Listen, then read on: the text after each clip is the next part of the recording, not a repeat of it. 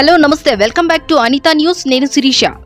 Food processing unit లో అగ్ని ప్రమాదం. ప్రకాశం జిల్లా కురిచేడు మండలంలోని ముస్ట గంగవరం గ్రామంలో చాయితీ పరిధి బలరాం క్యాంపు పక్కన ఉన్న ఫుడ్ ప్రాసెసింగ్ యూనిట్ విద్యుత్ షార్ట్ సర్క్యూట్ తో అగ్నికి ఆహుతైంది. వెనుకొండ అగ్నిమాపక అధికారి బి నాగేశ్వరరావు అందించిన సమాచారం ప్రకారం రాత్రి 6 నుంచి 7 గంటల మధ్య విద్యుత్ షార్ట్ సర్క్యూట్ జరిగి మంటలు చెలరేగినట్లు అక్కడ పనిచేసే సిబ్బంది తెలిపారన్నారు.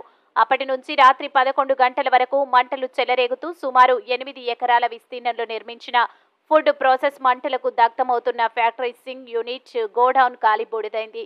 మెనుగొండ ఎర్రగొండపాలెం అగ్నిమాపక వాహనాలు వచ్చి మంటలను అదుపు చేశాయి. నష్టం అంచనా వేస్తూ సుమారు 70 కోట్ల నష్టం వాటిల్లినట్లు తెలుస్తుంది.